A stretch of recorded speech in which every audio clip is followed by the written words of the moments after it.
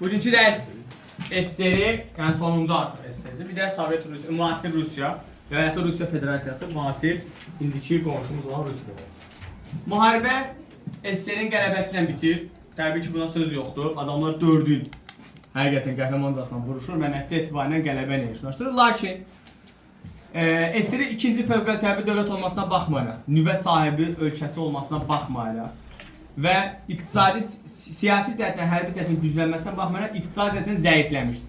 Buna səbəb Almanların 4 il işğal altında olması, böyük dağıntılara məruz qalması, dağıntılarla paraleldə iqtisadiyyatın və şəhərlərin bir növ dağıdılması idi ki, bu da onun zəiflədilməsinə gətirib çıxacaq. Bundan sonra müharibədə vurulan ziyanları təmizləmək və dəyən ziyanları aradan qaldırmaq üçün tədbirlər görüləcək. Birinci nə edirik? Birinci 5 illik planı qəbul edirik. 5 illik planda qısa müddət ərzində SSR-nin iqtisadi və siyasi cəhətdən sənaye istehsalatının bərpası haqqında qərar verilir. Bu qərarda dağıdılmış şəhərlər, hətta müharibədən sonra bir fond yaradılır. O fondda SSR-in dağıdılmış bölgələrinə yardım fonduydu və dağıdılmış şəhərlərin bərpası sürətli şəkildə başlayacaq.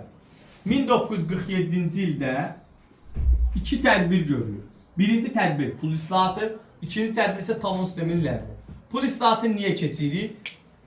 Müharibə dövründə çıxarılan qəlb pulları və ya saxta pulları aradan qaldırmaq və belə deyək də pulun dəyərini qaldırıb, yəni yüksəltməkdir. Talon sistemini niyə ləğv edirik? Bu dövrdə artıq ərzaq məhsullarına çox böyük bir qıtlıq yaşanmışdı. Ərzaq məhsullarına böyük tələbat var idi və qıtlıq olduğu üçün insanlar bu məhsulları tapa bilmirdi. Həm də ki, qiymət baha idi və talon sistemini ləğv eləməklə bu qiymət bahaçılığını aradan qaldırır, azaldırır və ərzağın istehsalatını və genişləndirirsiniz və bazarda demək olar ki, onun bolluğuna şərait yaradacaq. Sonra, bundan sonra yeni sənaye müəssisələri tikiləcəkdir, yeni sənaye zavodları yaradılacaqdır və bunlar da qısa müddət ərzində SSR-nin əvvəlki, yəni müharibədən əvvəlki sənaye istehsalatını bir növ bərpası deməkdir. Siyasi cəhətdən bu dövrdə bilirsiniz ki, Stalin hakimiyyətdəydi. Stalin dövrü nə olacaqdı? Bu saydıqlarımın hamısı Stalin dövrüdür öz yerində. Amma üstünə bir də ölkənin nüvə silahını bir növ əldə eləyəcəkdi.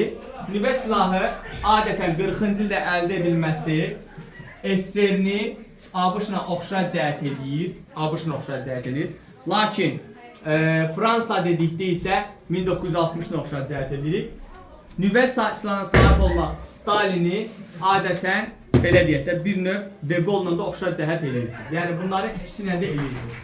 Sonra Stalin dövründə repressiyaların yeni dalğası başlayacaqdır. Stalin şəxsiyyətinə pərəstiş, müharibədə qəhrəman rolunu oynadı. Tək başına güya sanki bütün Almanlara məğlub eləmiş kimi bir ideya ortaya atıldı və bu ideya ortaya atılmasını istifadə edən Stalin hakimiyyəti möhkəmləndirməyə çalışırdı.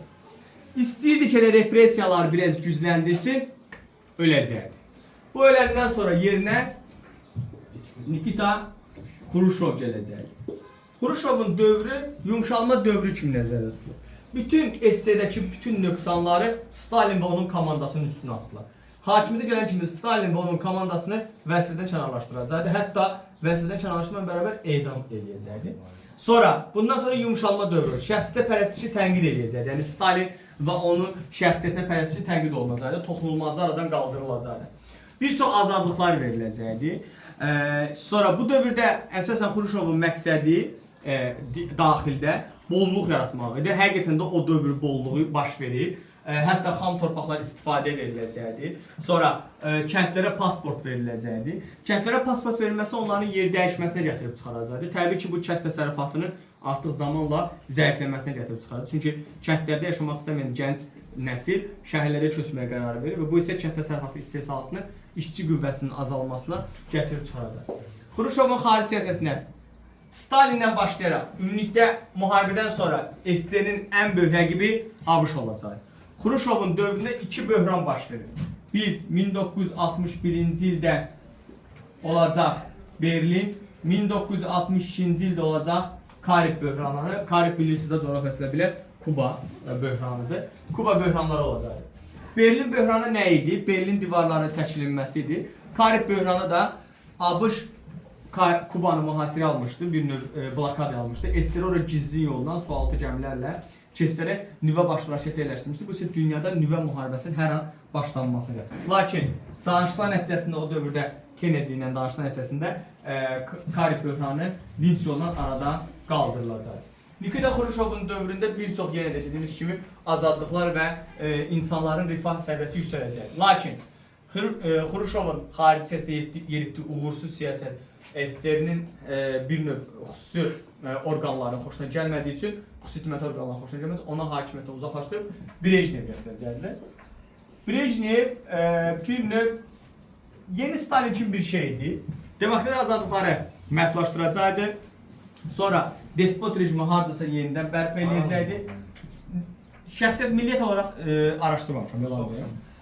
Və Brejnev bundan sonraki prosesdə necə deyək, başlayacaq despot rejimi tətbiqinə. Bu dövrdə artıq SSR durğunluq dövrü kimi təqdim olunur. Niyə SSR durğunluq dövrü təqdim olunur? Çünki keçirilən islahatlar yarımçıq idi, hətta keçirilmirdi. O qədər silahlanmaya güc ayrılırdı ki, demək olar ki, kənd təsərrüfatı zəifliyirdi. Burada necə olur? Məsəl üçün, çox yaxşı bilirsiniz də, bəzən torpaqlar o qədər əkildiyi üçün şoranlaşma prosesi gedirdi. Bu şoranlaşmanın qarşısı almaq üçün müəyyən bir tədbirlər planı görmək lazımdır. Amma SSR-də bu tədbirlər planı görülmürdü. Və vaxtilə 5 il bundan qabaq məhsul aldığım torpaqlardan artıq ala bilmirdim məhsul. Bu isə kənd təsərrüfatı istehsalını azaldırdı.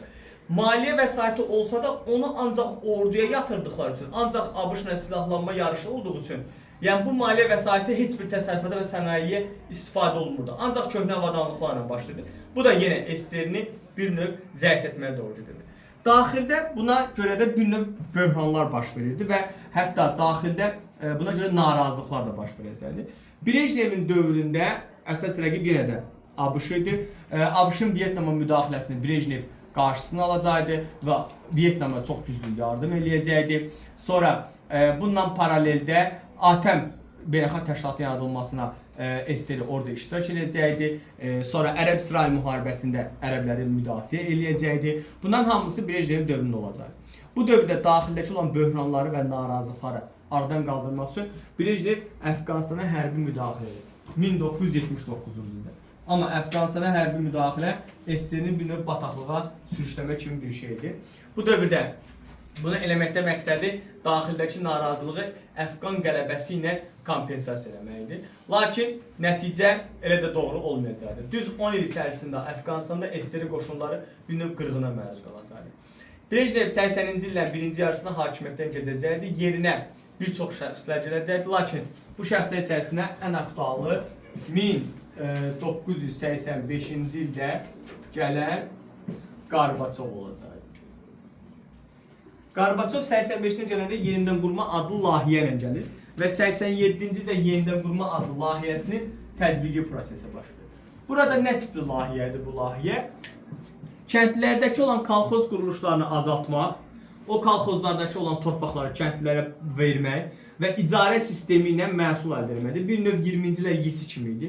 Sonra müəssisələrdə olan müəssisələri yeniləmək, yəni yeni müəssisə tikmək əvəzinə olan müəssisələri yeniləmək qərarına gəlir. Yəni modernləşdirmə siyasətinə keçid ediləcəkdir. Modernləşdirmə yəni bir növ ora yeni avadanlıqlar gətirməkdir.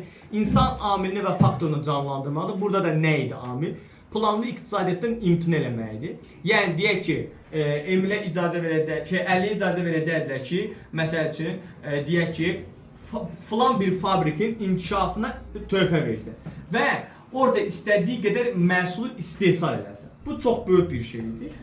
Və bundan bərabərində insan faktorunu da azaldırdılar. Yəni bəzən SSR-də bir qayda vardı. Bir işin üstündə, məsəl üçün deyək ki, bu telefonu nəzarət eləmək üçün bir nəfər təyin edirlər.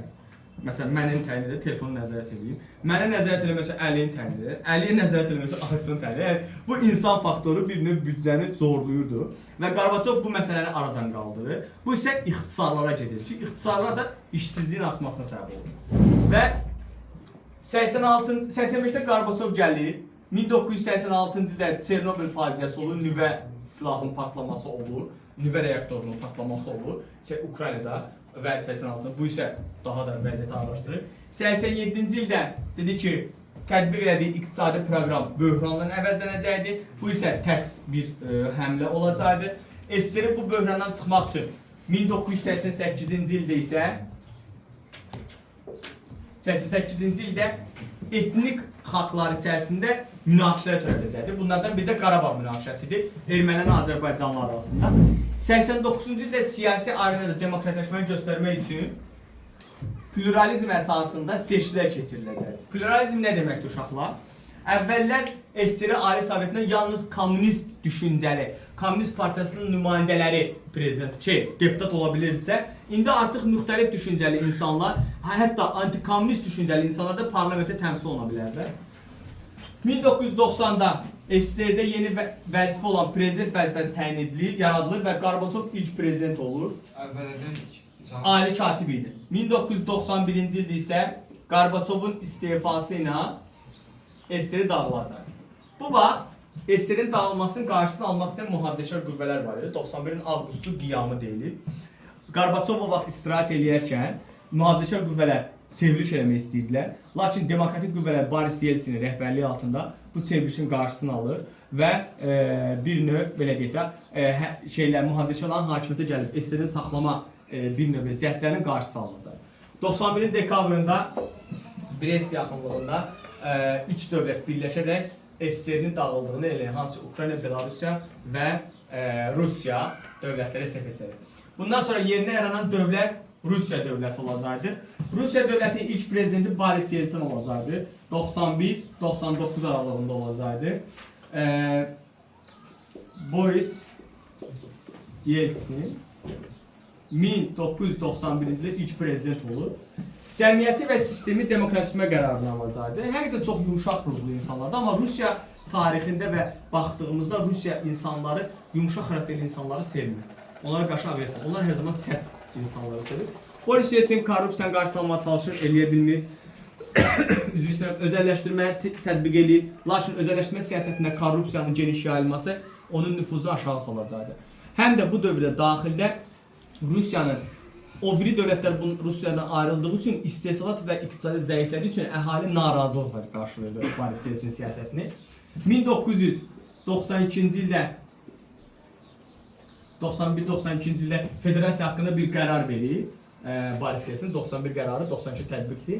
Bu qərarda Rusiya daxilindəki olan muxtar respublikaları vahid şəkildə birləşdirmək istəyir. Lakin buna Çeçenistan və Tataristan qarşı çıxacaqdır və Çeçenistan Tataristanın qarşı çıxması Rusiyanın ərazi bütövlüyünü təhlükə altına alacaqdır. Buna görə də 1994 və 1996-cı illəri əhatə ilə 1-ci Rus-Çeçen savaşı, 1999-2009 əhatə ilə 2-ci Rus-Çeçen savaşı olacaq.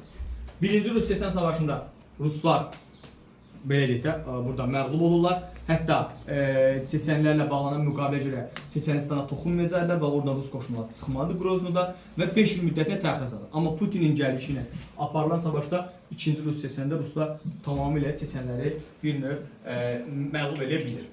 Bu dövrdə Rusiyanın xarici siyasətinə baxdığımızda 91-ci ildə Ruslar MDB-ni yaratdılar. SSR əvəzinə bir növ beynəlxalq təşkilat yaratdılar ki, burada öz təsirlərini qorusun. Lakin MDB-yə daxil olan dövlətlər bir-birinə danışmırdılar. Məsələn, Azərbaycan Ermənistanla düşməni idi, MDB-yə daxil idilər. Sonra Qazaxıstan Rusiya ilə zaten müəyyən bir ərazi üstündə mübahisələr var idi. Bu tipli münaqişələr mövcuddur. 92-ci ildə Daşkənd müqaviləsi var.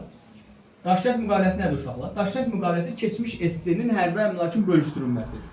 Baxın, işin patlaq verdiyi hissə buradır. 92-ci ildə Daşkənd müqaviləsində SSR-in keçmiş hərbi əmlakı bölüşdürülür. O dövrdə SSR ən çox nüvə başlıqlı raketlərini, nüvə başlıqlı radiostansiyalarını, yəni nüvə radiostansiyalarını hamısı Ukrayna, Belarusya və Qazaxstanda yerləşdirmişdir. İndi avtomatik Daşkənd müqaviləsinə görə hansı ölkənin nüvə silahına çevrilir? Nüvə ölkəsi Ukrayna, Belarusya, Qazaxstan. Bu təbii ki, nə Rusiyanın xoşuna gəlir, nə Amerikanın xoşuna gəlir. Hətta o dövrün statistikasına baxanda Ukrayna nüvə ölkələri içərisində ilk 4-lüyə girəcəkdir. O dərəcədə güclü olacaq. Bu təbii ki, xoşa gələn bir hadisə deyildi və xoşa gəlmədiyi üçün də bir növ belə deyək də problem böyüməsin deyə 1994-cü ildə Budapeşt samiti çağırılacaqdır. Budapeştdə Azərbaycanda da keçəcəyik, burada da keçirik. Budapeşt samitində nə idi? Ukrayna nə edir? Bütün nüvə başlı raketlərindən imtina edir, nüvə radiostansiyalarının təhvilini verir Rusiya idarəsinə. Qarşılığında isə Rusiya Ukraynaya garanti durur ki, mən onun ərazi bütünlüyünə toxunmayacam, ərazi bütünlüyünə toxunmayacaq və onun Krım daxil olmaqla əraziləri tanıyırıq və müdaxilə də olunmayacaq. Və bunun qarantoru kimi İngiltərə, ABŞ da qarantorudur. Ki, yəni əgər Rusiya Ukraynaya bir güllə atsa, biz nə edirik ona? Müdaxilə edirik. Yəni qarşısı alır. İndi kim eləmir, şəxsən ABŞ heç nə eləmir. Nəysə, indi gəldik nəyə? Bu məsələ burada olur. Bu dövrdə Krım məsələsi çox kəskin məsələdir. Krım 2. Dünya müharibəsi sonra Ukrayna tabeliyinə verilsə də, Ukrayna müstəqillik qazandan sonra Krım deyir ki, mən Rusiya birləşmək istəyirəm. Bu vaxt Boris Yeltsin hakimiyyətdədir. Krımın Rusiya birləşməsinin qarşısını almaq üçün Ukrayna Krımın bir növ müxtəlifini məhdudlaşdıracaqdı və məhdudlaşdırandan sonra nə edəcəkdi? Məhdudlaşdırandan sonra Ukrayna Krımın müxtəlifini azaldı. Bu Rusiyanın xoşuna gəlməsə də, o dövrdə nüvə başlıqlarının söhbətinə görə Boris Yeltsin məcbur qalır razılaşır. 1997-ci ildə bunlar arasında ikinci müqavilə imzalanır, Qaradəniz müqaviləsi imzalanır. Burada Qaradəniz müqaviləsində yenə Rusiyanın üstünlüyü qəbul edilir və Qaradəniz hərbi donanmasının müəyyən bir hissəsi Rusiyada olduğunu təsdiqlənəcək. Putin gələndən sonra hakimiyyətdə vəziyyət dəyişir. Putin tamamilə vəziyyət dəyişir. Bu vaxt artıq Rusiyada da, Ukraynada da Rusiya əleyhinə bir növ mitinglər və üsyanlar baş verir. 2010-da, 12-də, 14-də, yəni bu üsyanlar baş verəcəkdir. Bu vaxt artıq Rusiya, Krımda həm də Rusiya vətəndaşları var axı, yəni Rus pasport daşıyan vətəndaşlar var. 2014-də onların referendum təklifi ilə Ukraynadan ayrılır Krım və Rusiyaya keçəcəkdir və Rusiyaya keçməsi ilə münasibətlər daha da gərginləşəcəkdir və 2022 Rus-Ukraynasına savaşına gətirib çıxaracaq. Putinin dövründə, necə? Rusların dili. Putinin dövründə Rusiya təqribən 2 dövlətlə müharibə aparır. Bir, 2008-də Gürcüstanla 5 günlük müharibə, bir də 2022-də Ukrayna aparılan müharibədir. Hə, bir də orada bir şey var, nüansı deyim. 2010-cu ildə Xarkov razılaşması var, Rusiya ilə Ukrayna arasında. Xarkov razılaşmasına görə Rusiya Ukraynaya neft və qazı ucuz qiymətə satmalıdır. Qarşılığında da Krımdakı və Qaradənizdəki hərbi bazaların müddəti 2017-dən 42-yə qədər uzaldılmalıdır icari müddət. Bu da sizin Rusiya Ukrayna